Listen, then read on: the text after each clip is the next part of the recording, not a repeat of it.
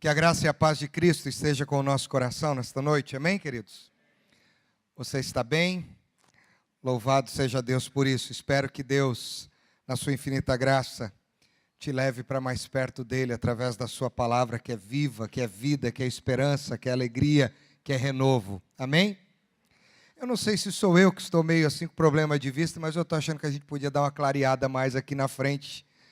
Estou achando aqui que um pouquinho mais claro. Oh, glória a Deus, aleluia. Assim vocês me veem e eu os vejo. Muito bem, abra a sua Bíblia, se você quiser, também vamos projetar ali, no livro de Jó, no capítulo de número 1, a partir do versículo 1. Livro de Jó, capítulo de número 1, a partir do versículo 1.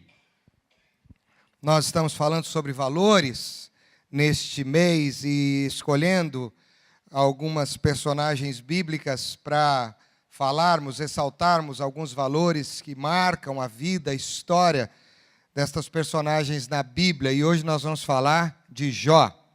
Muito bem, nos diz assim a palavra de Deus. Na terra de Uz vivia um homem chamado Jó. Era homem íntegro e justo, temia a Deus e evitava fazer o mal.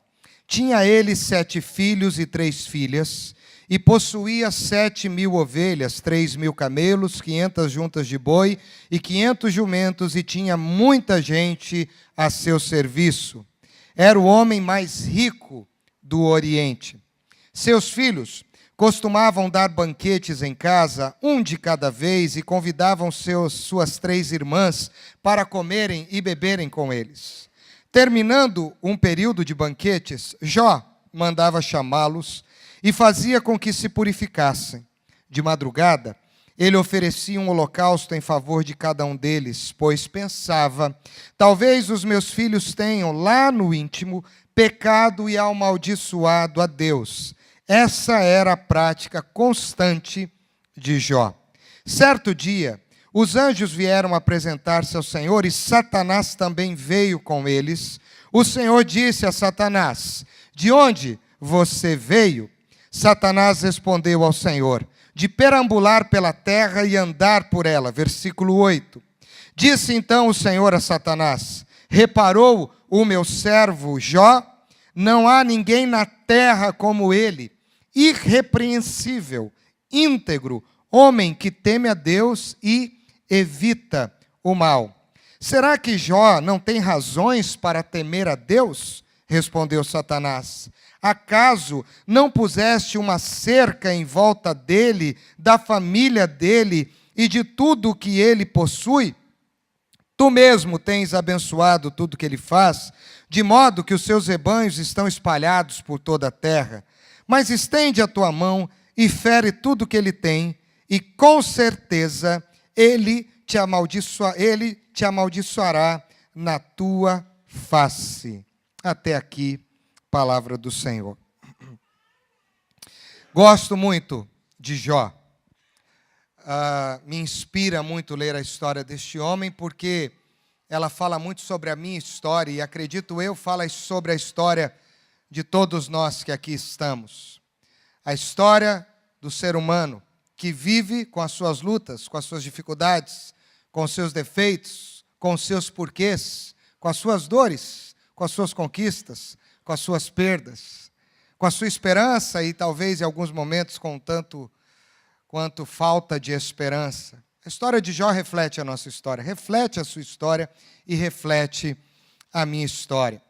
Mas hoje nós vamos falar sobre integridade e tentar repartir um pouco dessa característica que não é elencada por ninguém a não ser por aquele que nos julga por critérios íntimos, o próprio Senhor.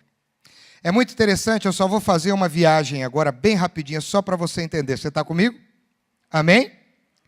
Lá no livro do Apocalipse, no capítulo 3, quando o Senhor Jesus manda escrever à igreja a carta de Laodiceia, há uma expressão em que Jesus diz assim, conheço as tuas obras. Já ouviram isso ou não?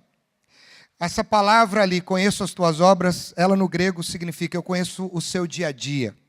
Eu conheço o seu pensamento. Eu conheço as suas palavras antes mesmo de você conhecer. Eu conheço as suas intenções, até aquelas que você talvez nem conheça. Eu conheço as suas obras. Eu te conheço tão bem, de uma forma tão profunda, que nem você mesmo se conhece. E aí, lá em Apocalipse, na carta a Laodiceia, Jesus vai mostrando a realidade daquela igreja. Vamos voltar agora. Aqui em Jó, é o mesmo que está falando. Não aquele que julga por meros critérios humanos, por características externas. Quando Deus fala que Jó era um homem íntegro, irrepreensível, e que temia Deus e se desviava do mal, o mesmo critério está sendo empregado aqui. Você está comigo? Quando Deus diz que Jó é irrepreensível, íntegro, e que evitava o mal, Deus está fazendo uma avaliação na intimidade de Jó. Numa intimidade tão profunda do ser deste homem, que talvez nem ele mesmo conhecesse, e tão pouco Satanás, que não conhece o nosso coração, os nossos pensamentos e nem aquilo que está dentro de nós. Então não foi qualquer um que disse que Jó era um homem íntegro, justo, que temia Deus e evitava o mal. Foi aquele que julga por critérios íntimos. Aquele que tem uma avaliação completamente diferente de qualquer outro tipo de avaliação no universo. E isso é já para nós algo formidável, algo profundo e algo interessante para se refletir acerca de Jó. Vamos pensar sobre alguns pensamentos que nos levam para o caminho da integridade. Um filósofo alemão que viveu no século XVIII, chamado Immanuel Kant, disse o seguinte: tudo que você não puder contar como faz, não faça. Tudo que você não puder contar como faz, não faça. Tudo que você fizer e você não pode tornar público, você não deve fazer, porque isso compromete a sua integridade. Já um escritor muito conhecido do nosso meio evangélico, chamado C.S. Lewis, disse o seguinte: a integridade é fazer a coisa certa, mesmo quando ninguém o está assistindo. Integridade é fazer a coisa certa, mesmo quando ninguém o está assistindo. Tolstói disse o seguinte: todos pensam em mudar a humanidade, mas poucos pensam em mudar a si mesmo. Sempre a mudança é para o outro e, invariavelmente, quase nunca para mim mesmo. E aí, gostei dessa frase, porque ela também vai nos apontar para o caminho da integridade, de um alemão chamado Wertheimer. Ele diz o seguinte: somente depois de as termos praticado, é que as faltas nos mostram quão facilmente poderíamos ter evitado.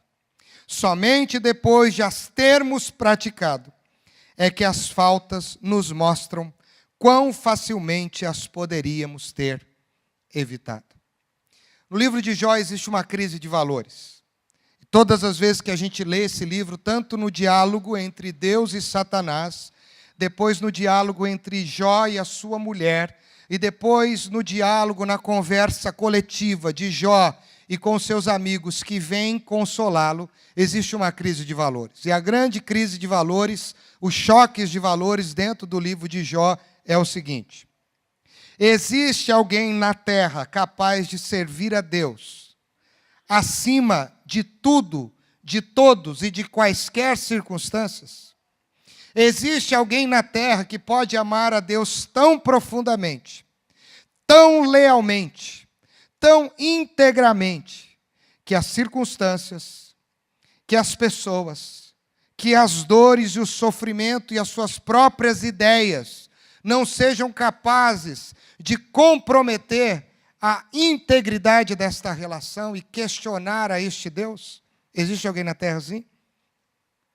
Mas existe uma outra crise de valores, que é levantada, que é suscitada pelo próprio Satanás.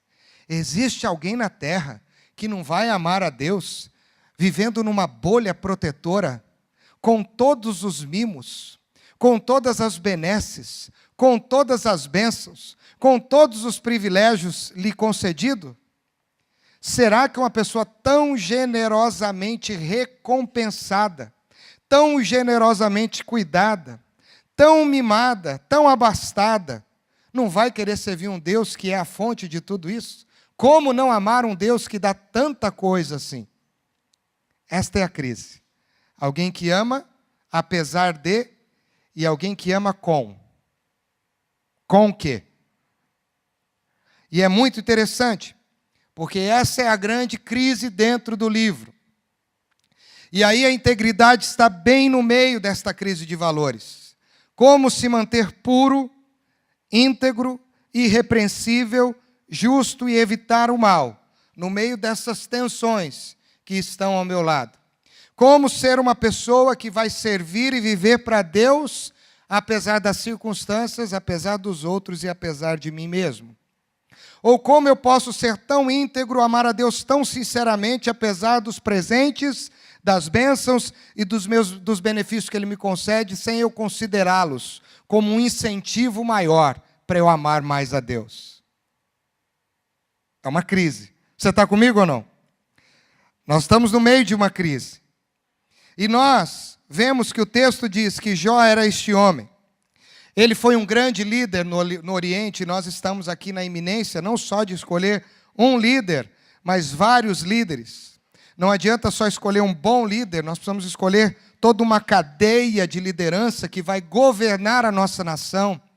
E eu acredito que um critério que nós precisamos avaliar é exatamente este: alguém que consegue manter-se puro no seu valor, na sua meta, na sua dedicação, na sua afeição, e vamos dizer, por que não, a Deus, apesar das tensões que estão aqui querendo tumultuar essa pessoa. Liderança tem a ver com influência.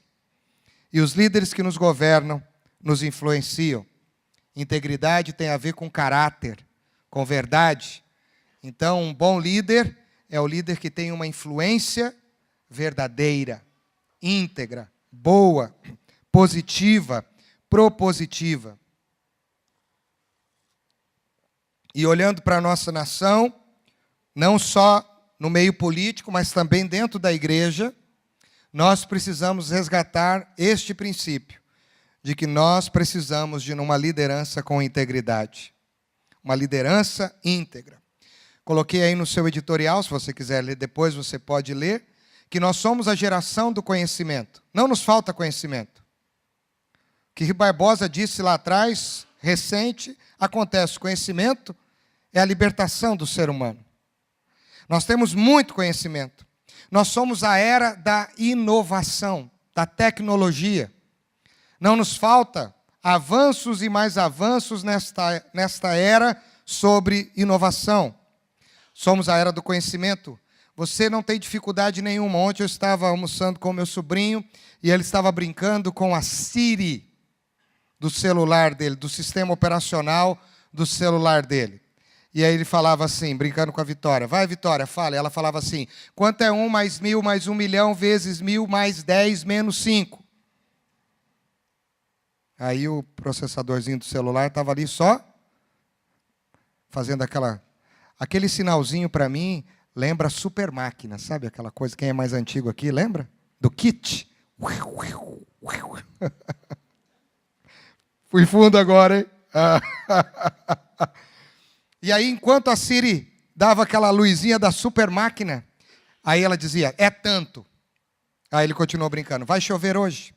Qual marque uma agenda para mim, eu tenho compromisso nessa data. Tecnologia. A gente está, assim, numa era que a gente não tem nem ideia do que está acontecendo no meio da tecnologia. E eu gosto muito de tecnologia. Mas, à medida que a tecnologia, que a inovação, que o conhecimento avançam, sem dúvida nenhuma, o preço pago por isso está na integridade. Porque nós temos grandes conhecimentos, nós temos grandes competências, nós temos muitos recursos que estão sendo colocados em xeque por causa da falta de integridade, por causa do pecado. E à medida que o conhecimento avança, a integridade se vaza pelo ralo. Porque numa sociedade de bem consumo, que vive em cima de uma grande mentira, muitas vezes, por causa do bem-estar do ser humano, a integridade não é bem-vinda, porque integridade tem a ver com verdade. E a verdade hoje se deixou de ser um valor absoluto e se tornou um valor relativo. A minha verdade só é verdade quando ela me beneficia. A sua verdade só pode ser verdade muitas vezes quando ela te traz benefícios. Esse é o senso comum. Estou dizendo que é para todos que aqui estão, mas infelizmente é nesta área que a gente vive. Mas aí o texto diz, no capítulo 1, versículo 1, Jó era um homem íntegro.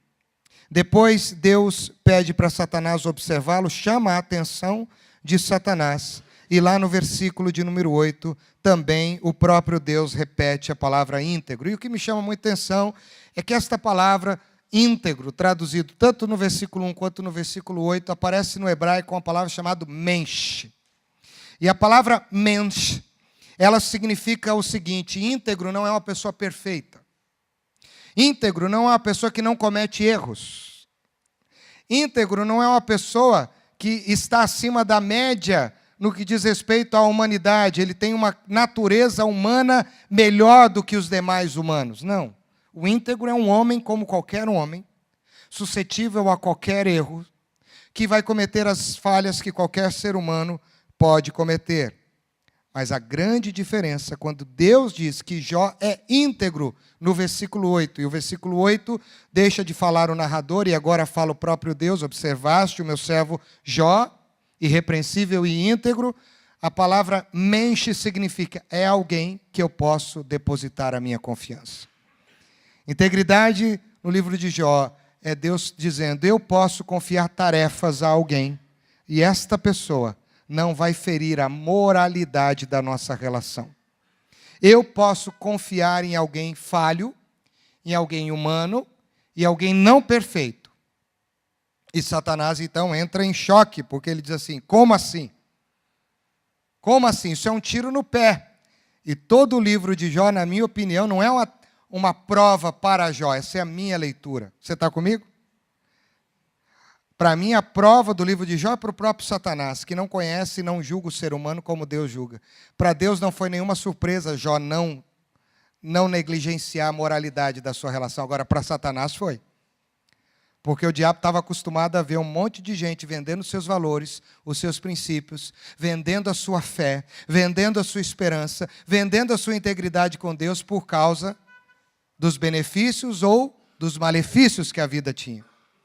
E aí o livro todo, esse homem mantém-se firme, o inimigo não tem como persuadi-lo, tocando no que ele tinha e posteriormente tocando na sua própria carne. Então, o grande dilema é este: como alguém pode manter-se íntegro diante das crises mais profundas da vida? Como nós podemos continuar fiéis a Deus e viver a verdade moral de uma relação com Deus em toda e qualquer situação?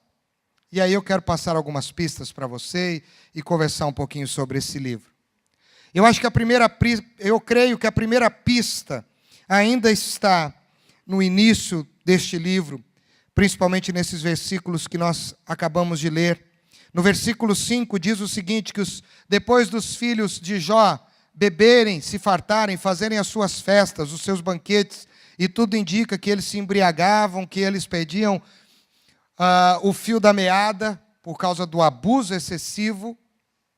Jó, diz o versículo 5, que terminando esse período de banquetes, Jó mandava chamá-los, e Jó os purificava, e Jó pensava, quando ele ia oferecer sacrifícios a Deus, o seguinte: talvez eles tenham pecado.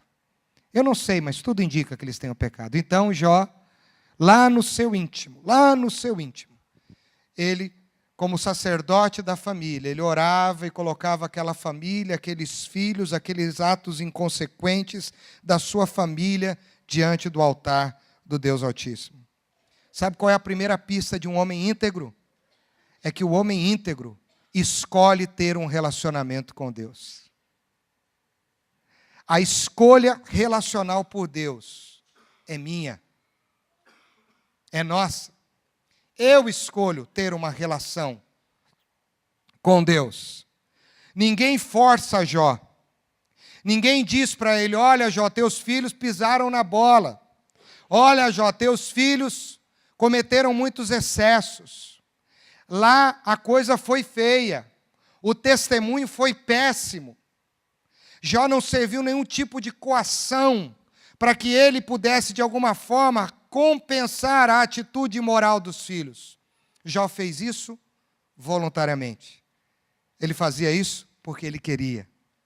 Era o hábito deste homem, desse sacerdote, servir a Deus, adorar a Deus, sacrificar a Deus.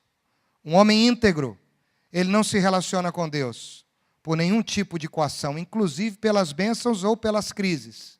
Porque tem muita gente que fica muito crente na crise e tem muita gente que também fica crente quando está recebendo muita bênção. Não existem critérios e coisas seculares que estão ali do lado para influenciar. Ele optou por ter uma relação íntima com Deus. Jó preocupava-se com o seu caráter. Jó preocupava-se com a sua espiritualidade. Jó preocupava-se com a espiritualidade da sua família. Jó preocupava-se com a moralidade relacional que ele tinha com Deus. Jó foi um homem que viveu desta forma na presença de Deus. Então ele fazia isso porque ele queria. Acredito que essa é uma boa pista para a gente começar a identificar pessoas para nos liderarem e para nos governarem. Não são pessoas que são coagidas pela opinião pública, que são levadas a fazer algumas coisas porque as pessoas estão dizendo ou porque elas não estão dizendo. Mas elas têm voluntariedade e um compromisso de querer depender de Deus. A W. Tozer disse o seguinte: nunca ouça um homem que não ouve a Deus. E em meio a tantas crises e onde a moralidade está tão comprometida, nós, como povo de Deus, nós precisamos nos posicionar e começar a olhar não só para as propostas, mas, sobretudo, para a integridade relacional que essas pessoas mantêm com a sua fé no Deus vivo. Jó é um exemplo de um homem íntegro. Jó é o exemplo de um homem que consegue manter uma relação ilesa, pura, sem mácula com Deus. E Jó coloca em xeque o argumento não só de Satanás, mas o argumento da sua esposa e o argumento dos seus amigos. Eu não amo a Deus, eu não sirvo a Deus pelo que Ele faz ou por o que Ele deixa de fazer. Eu amo a Deus porque eu gosto de estar com Ele. Eu amo a Deus porque Ele me inspira. Eu amo a Deus porque ninguém me vê como Ele me vê. Eu amo a Deus por aquilo que Deus é. E é muito difícil, queridos, em dias como os nossos, alguém fazer uma afirmação como essa. Muitas vezes, até as pessoas que estão próximas a nós não vão entender o nosso compromisso com Deus. Muitas vezes, até as pessoas que estão mais íntimas de nós não vão conseguir entender o nosso compromisso com Deus. Eu não acredito que a mulher de Jó não o amava. Porque se ela não o amasse, ela não só teria dito o que ela disse para ele, dizendo assim: amaldiçoa o teu Deus e morre. Por que você mantém firme a sua integridade? Ela diz isso para ele, mas ela continua do lado dele. Mas não entendendo. E Jó, mesmo assim, tendo uma esposa que teve uma crise de fé, foi capaz de se manter firme com essa mulher. Sabe por que ele foi capaz de manter firme com ela? Aí fica uma dica para o casamento. Porque ele manteve-se firme com Deus. Todo casal só vence as crises mais profundas quando cada um deles estão comprometidos com Deus mais do que consigo mesmos. E é isso que vai fazer a grande diferença. E aí, olha só que interessante, algumas perspectivas neste livro. Umas perspectivas deste livro. Vamos pensar na perspectiva de Deus sobre Jó. Deus avaliou a vida de Jó e Deus disse para o Satanás também avaliá-lo. Diz: observaste o meu servo Jó, não há ninguém semelhante a ele. E aí já disse o versículo. Deus permitiu que Satanás o afligisse. Sabe por quê? Porque Deus sabia que qualquer aflição que Satanás pudesse dar para Jó não era maior do que o livramento que ele poderia dar para o próprio Jó. Quando o inimigo me tenta, e a Bíblia diz que eu não sou tentado além daquilo que eu possa suportar, e nem você. A Bíblia diz que nós não recebemos provação que não fosse humana, mas juntamente com a provação, Deus proveu o livramento. Presta atenção nisso, segura isso, meu irmão. Segura isso firme no seu coração. A sua crise mais profunda. Quando o inimigo estiver te tentando e achando que está destruindo, no outro lado, tem um Deus que está dizendo assim: eu estou com você. Ele não vai te destruir. Ele não é maior do que eu. O sofrimento é extremo, mas a minha graça é maior. A crise é profunda, mas o meu livramento é mais profundo e mais intenso ainda. E Deus só fica observando se Jó conseguiria ter essa dimensão de entender este Deus, que no meio da aflição, dando total legalidade para o adversário tocá-lo e fazer o que ele fizesse, se ele mantivesse com essa ideia. O inimigo é grande, a luta é enorme, a dificuldade é extrema, a dor é profunda e imensurável, mas o meu Deus é maior.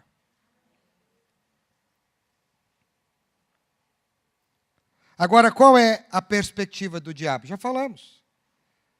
As pessoas só amam a Deus porque Deus cuida delas. E eu quero te dizer uma coisa muito forte. Você não deve amar a Jesus porque Jesus cuida de você. Você deve amar Jesus porque Ele é Jesus. Você não deve amar Jesus apenas porque Ele te deu a salvação. Você deve amar Jesus porque Ele é o Salvador. Você está me entendendo? Você está comigo? Você tem que amar Jesus apesar de qualquer benefício que Ele possa te dar, porque Ele é o Cristo que se deu por você.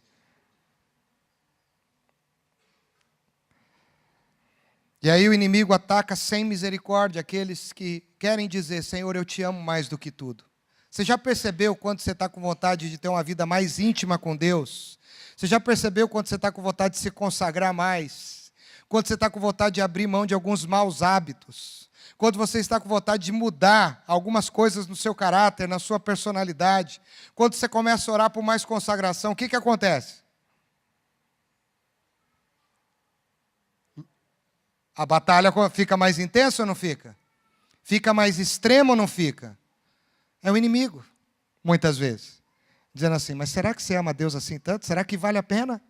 Se amar tanto a Deus, olha aí, você está abrindo mão de tanta coisa. Você está dizendo que quer amar a Deus, mas olha aí quanta luta, olha quanta prova, olha quanta dificuldade. Sabe por quê? Porque a grande fraude do diabo no livro de Jó é dizer que as pessoas não podem amar a Deus pelo próprio mérito de Deus. Você está me entendendo? O diabo quer dizer que as pessoas não podem amar a Deus pelo próprio mérito de Deus. Se as pessoas vão amar a Deus, elas vão amar a Deus pelo uso, pelo consumo do que Ele dá, mas não pelo mérito dEle. Um dia eu disse para uma pessoa que eu amo muito essa pessoa. Eu disse assim: você pode me trair, você pode me decepcionar, você pode me ofender, você pode perder, você pode fazer o que quiser, mas eu te amo apesar de tudo isso. O meu amor por você é inquestionável. E como é difícil dizer isso. Agora, a perspectiva dos amigos de Jó, que é a perspectiva de muita gente, é: tudo que nos acontece é a velha e boa teoria da causa e efeito. Jó, você pisou na bola. O que você está sofrendo é consequência do seu pecado. E eu vou dizer uma coisa que é minha, e eu não quero que você concorde, se você não quiser. Quero dizer isso com muito temor, porque eu estava lendo esse livro, esse final de semana eu fiquei debruçado nessa história. Para mim, o mal que nós vivemos hoje, e a atrocidade que nós vivemos hoje, de imoralidade, de violência, olha, tudo isso não é fruto, não é o nosso pecado que desencadeia isso. Tudo isso é desencadeado por uma permissão divina por causa do nosso pecado. Tudo está debaixo do controle de Deus. Ainda que as coisas fiquem muito, mas muito, muito piores. A causa e efeito não é o que os homens estão fazendo de errado. É o que Deus já disse lá atrás, que o pecado gera morte. Este é o caminho. Deus não é um Deus causalista que trabalha com isso. Deus é um Deus soberano. E na sua infinita soberania, Ele já havia dito isso. Porque os critérios que reprovavam Jó, elencados pelos amigos dele, também reprovariam cada um deles, se eles fossem trazer a mesma peneira que eles estavam dando para Jó, para eles próprios. Já viram isso ou não? Gente que nos condena, que quer nos peneirar, e diz, você passou por isso, que você está fazendo isso, que você está fazendo aquilo, e aquilo outro, e assim por diante, se Deus você está padecendo, porque você está em pecado. Você já ouviu essa história ou não? Sim, o salário do pecado é a morte. Mas tudo isso já faz parte da nossa essência, que é fruto do quê? Da nossa desobediência. E isso é interrompido na nossa vida na soberania. Quando na soberania eu descanso, quando na soberania eu vou para a cruz, quando na soberania eu vou para o arrependimento, quando na soberania eu me submeto ao Cristo que me lava e me purifica, este efeito de causa e efeito é quebrado. Porque Cristo quebra isso com a graça. E é por isso que nós não somos consumidos. É por isso que ao invés do salário da morte, por causa do nosso pecado, o salário da cruz é a vida eterna. E isso é maravilhoso, isso me faz depender ainda mais de Deus. Porque a teologia dos amigos de Jó é a teologia sem a graça. É a teologia do toma lá e dá cá. E infelizmente nós estamos vivendo uma época que muitos crentes estão pensando assim. Eu não estou defendendo o liberalismo, você está me entendendo? Por favor, estou defendendo isso. Eu só estou dizendo que a graça de Deus é maior do que as nossas ações, do que as nossas falhas, porque Deus sabe que nós somos assim. Deus sabe que nós vamos falhar. Deus sabe que nós não somos perfeitos. Mas a graça dele nos melhora muito. A graça dele nos justifica. Nós nunca seremos justos se não fosse a graça que justifica. Então eu olho para esse livro e esses amigos estão questionando isso. Esses amigos estão questionando e Jó está querendo mostrar para eles, não, gente, não é assim, eu estou firme com Deus. E Jó fica se defendendo contra os argumentos deles, para dizer que a relação dele com Deus estava íntegra, a moralidade relacional dele com Deus estava íntegra, e aquilo que ele estava passando não era Deus castigando um filho amado. Jó não sabia a causa do sofrimento, Jó não sabia o porquê do sofrimento, Jó não tinha noção do que seria do seu sofrimento, mas Jó confiava neste Deus com quem ele se relacionava lá no início. E é por isso que ele vai dizer, por exemplo, no capítulo de número 13,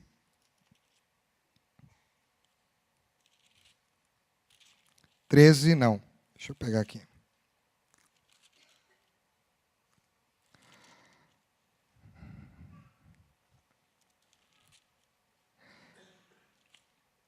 Vamos para o 19, esse é o meu preferido, 19 e 25.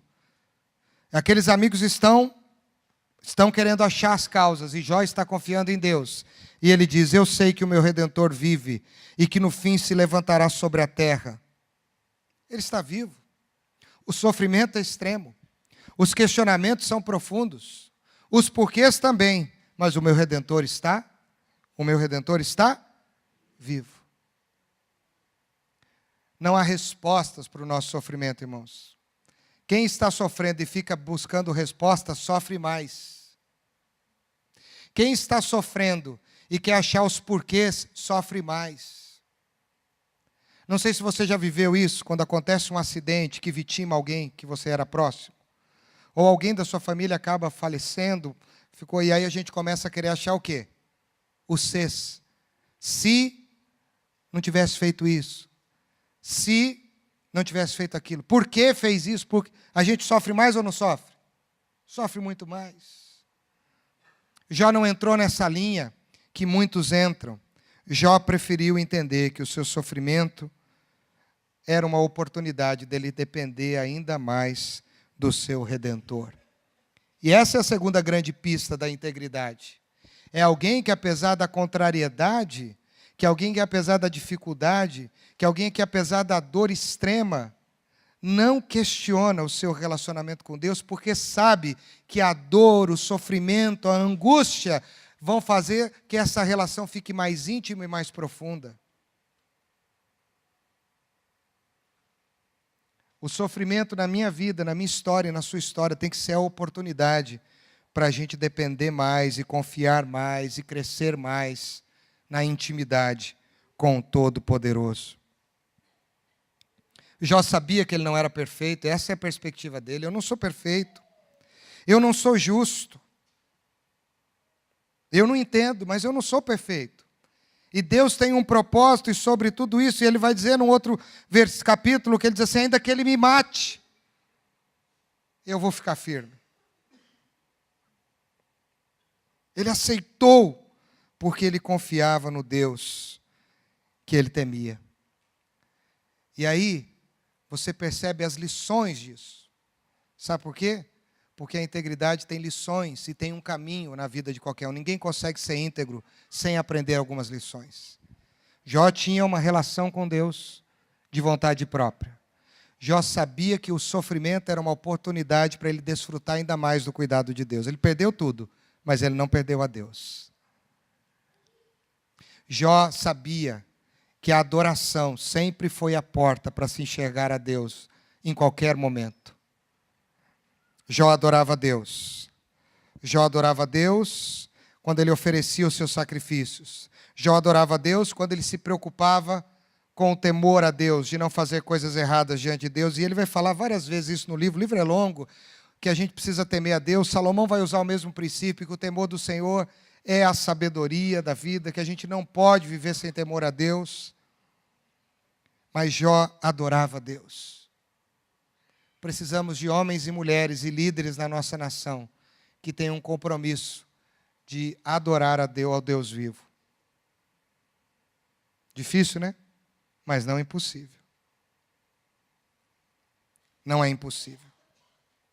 Nós precisamos de homens e mulheres na nossa nação que, embora o sofrimento seja extremo, a crise aumente, a inflação fique ainda pior, as greves venham, tudo aconteça, fruto do que o pecado é capaz de fazer na vida humana, que este líder mantenha-se íntegro nos seus valores, nas suas premissas, que o seu caráter não seja vendido por algum punhado de moedas de prata. E nós, como igreja, precisamos avaliar a integridade daqueles que nós vamos votar. Se você já tem pensado nisso, meu irmão, minha irmã, assim como nós estamos aqui dissecando um pouquinho a vida de Jó, comece a fazer isso. Vá para o Dr. Google, ele vai te ajudar. Comece a puxar a ficha dessa pessoa, comece a ver a história dessa pessoa. Não vote porque tem um sorriso bonito, porque é simpático, porque está lá há muitos anos. Isso é um erro. Ah, vou votar porque está sempre fazendo isso. Ah, vou votar porque está há muito tempo fazendo isso. Está errado. Não venda o seu voto. E não deixe de votar também, porque quando a gente deixa de votar, o que acontece? Nós estamos votando. Você sabia que não se posicionar é tomar uma posição, né? Pois é. Jó era um homem que tinha reverência com Deus. Jó não contendeu com Deus. A mulher de Jó foi irreverente. Os amigos de Jó foram irreverentes. Os filhos de Jó foram irreverentes. Mas Jó manteve a reverência em todo o livro e toda a sua história. Ele foi um homem que manteve-se reverente para com o seu Deus. Nós precisamos de homens que são reverentes. Reverência é tratar com respeito os valores do reino. Reverência é tratar com respeito a quem Deus ama. E Deus ama você profundamente. E como a gente pode dizer que ama o nosso irmão que vê, se a gente não ama a Deus que a gente não vê, se a gente não ama o irmão que a gente vê? Como é que a gente pode dizer? Nós precisamos de pessoas que amem, apaixonadas Eu ando muito preocupado, irmãos. Eu tenho orado bastante sobre essa eleição, porque nós precisamos parar com um ciclo vicioso, errado, de não nos posicionarmos. Eu já estou concluindo. Tem um autor que eu gosto muito, chamado Francis Schaeffer. Ele escreveu um livro chamado A Igreja do Século XX. E lá ele diz, no movimento político, que nós precisamos ser co-beligerantes. Beligerar é entrar numa guerra. E ser co-beligerante é você entrar numa guerra com. E o que ele diz? Ele diz o seguinte: nós podemos ter dois exércitos lutando contra o mesmo inimigo, porém os exércitos podem ter ideologias diferentes.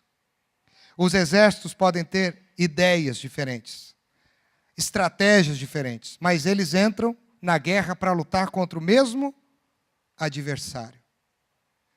E hoje a gente não tem sido co-beligerante, porque tem muita gente indecisa. Vocês já viram o percentual de gente indecisa? E infelizmente isso também acontece no meio evangélico. Não quero te pressionar nada, mas você precisa ser co-beligerante. Você precisa entrar nessa guerra política e fazer bem a sua postura de cidadão. Se tem gente que vota errado, se tem gente que vota mal, se tem gente que vende os seus votos, se tem gente que nem pensa para votar e chega lá e faz, você vai entrar nessa guerra e vai fazer diferente. Porque nós estamos lutando contra o mesmo adversário, mas com ideias diferentes, com estratégias diferentes, com posturas diferentes. E Jó nos mostra isso. Muita gente sofreu na Bíblia. Mas apenas Jó é mencionado pela boca do autor da vida, dizendo: este homem é alguém que eu posso confiar tarefas difíceis. Porque Jó não tinha o compromisso com a mentira, Jó tinha o compromisso com a verdade. E Jó mostrou para Deus, que não foi nenhuma novidade, mas para o diabo, para os seus amigos, para sua esposa e para todo o Oriente, que um homem que tem uma relação íntegra com Deus se mantém firme até o fim. Qual é o grande desafio da igreja? Ser fiel até a morte. E eu vou te dar o quê? A coroa da vida. A coroa da vida. Por isso, meu irmão, ao invés da gente ficar só cobrando a integridade dos nossos políticos, você vai votar para presidente, você vai votar para senador, para deputado federal, para deputado estadual e para governador, é isso? 2 senadores, não é só um. É uma cadeia. Então comece a orar por uma cadeia de integridade. Porque se no meio dessa sua cadeia tiver um gominho da laranja podre, a igreja precisa se posicionar. Não só orar, mas a igreja precisa ser um órgão que se mobiliza socialmente, responsavelmente, dentro da sua sociedade. Mas aí, eu quero dizer isso, a gente cobra o outro, mas não adianta você ter político íntegro, se você não tem votante íntegro.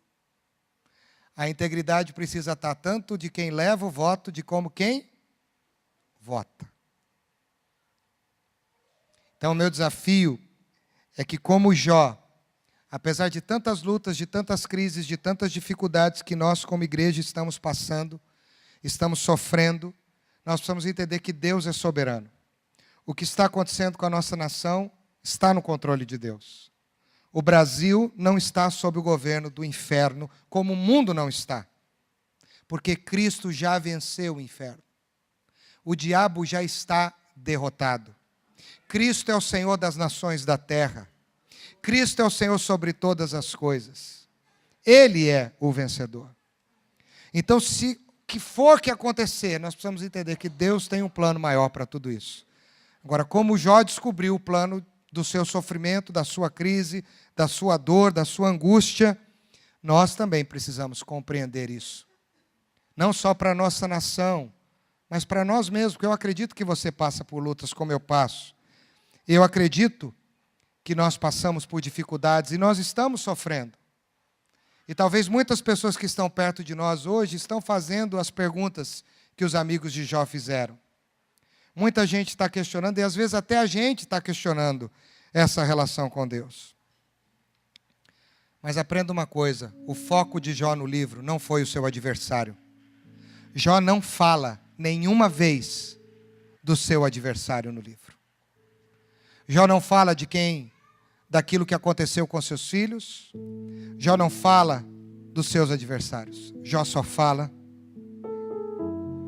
do seu Senhor. Jó não fala nem dele próprio. Jó só foca a sua vida no seu Senhor. E a igreja de Jesus Cristo precisa focar mais os seus olhos no seu Cristo, no seu Senhor. Não deixe as suas aflições te dominarem. Seja dominado pela sua fé e pelo seu relacionamento com esse Deus que é acima de toda e qualquer circunstância. Alguém disse o seguinte, eu concluo com isso, com esse pensamento. As aflições como experiências são janelas de Deus para nós. Sabem por quê? Porque quando as coisas vão bem, elas nos dominam. Quando elas vão mal, nós buscamos mais a Deus. Quando as coisas vão bem, elas nos satisfazem. Quando vão mal, só a graça de Deus nos basta. Aleluia. Tudo é o Senhor, tudo é dele. Ele é Deus. E hoje eu estava orando por esta mensagem e essa música que a gente vai cantar me veio muito forte. Porque a minha fé, a minha experiência não pode estar baseada nas coisas que Deus me dá ou deixa de me dar. Essa é a grande máxima. A minha experiência tem que estar baseada em quem Ele é. E Cristo é tudo para mim. E tem que ser para você também. Se você tiver uma relação com Deus assim, essa relação pode ser chamada de íntegra. E se prepare, porque se Deus te enxergar como íntegro, aleluia, Ele pode te dar provas como Ele deu a Jó. Aleluia. Será que estamos preparados para dizer? Eis-me aqui. Você já entendeu o propósito do teu sofrimento? No capítulo 42, Jó disse assim: eu entendi. Eu já te amava. Eu já te respeitava. Eu já te conhecia. Mas agora eu te conheço mais. Agora eu te entendo melhor. Agora eu sei quem tu és. E quando ele deixou de focar nele, começou a focar em Deus e abençoar os outros, Deus mudou a sorte de Jó. No seu sofrimento, em quem mais você foca? Quem é a pessoa que você mais foca quando você está sofrendo? Você mesmo. E a Bíblia diz que Jó não focou nele mesmo, mas ele orou pelos seus amigos. E o texto diz: Deus mudou a sorte de Jó quando ele orava pelos seus amigos.